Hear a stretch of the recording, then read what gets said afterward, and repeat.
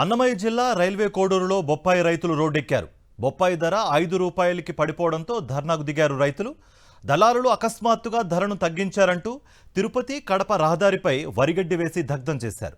రైతుల నిరసనతో భారీగా వాహనాలు నిలిచిపోవడంతో రంగంలోకి దిగారు పోలీసులు. తమకు గిట్టుబాటు ధర కల్పించే వరకు ధర్నా విరమించేదే లేదని పోలీసులకు తెగేసి చెప్పారు రైతులు.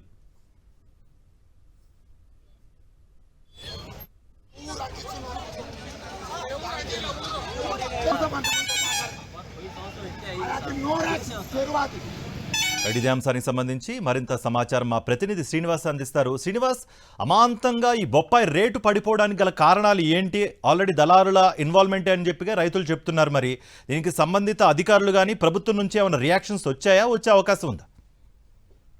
ఈ రోజు తెల్లవారుజామునే బొప్పాయి రైతులందరూ కూడా రోడ్డెక్కినటువంటి పరిస్థితి ఉంది. రైల్వే కోడూరు మార్కెట్ కి ఏదైతే బొప్పాయి పంటం తీసుకొచ్చినటువంటి నేపథ్యంలో గతంలో 20 రూపాయల వరకు ధర పలికింది క్వింటాల్. అయితే ఇప్పుడు భారీగా ధర తగ్గిపోయి 5 రూపాయలకు దిగిపోవడంతో రైతులందరూ కూడా తీవ్రమైనటువంటి ఆందోళన వ్యక్తం చేస్తున్నారు. పెట్టిన పెట్టుబడి కూడా చేతికి రాదని చెప్పేసి దళారులు అందరూ కూడా ఒక సిండికేట్ గా తయారయ్యి ఈ విధంగా ధరను తగ్గిస్తున్నారని చెప్పేసి వాళ్ళు ఆందోళన వ్యక్తం చేస్తున్న పరిస్థితి.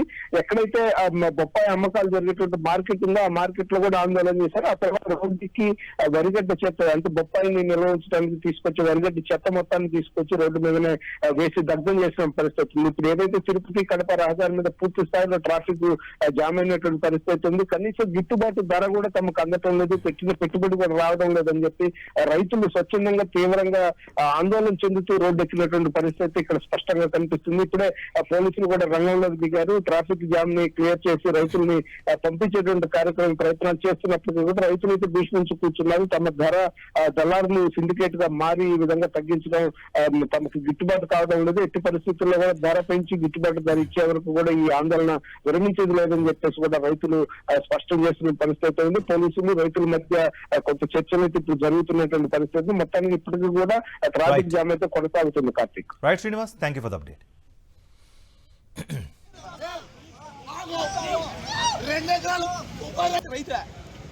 అటుగా రైతే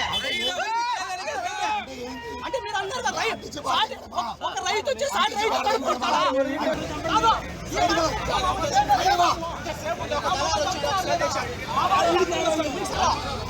రైతు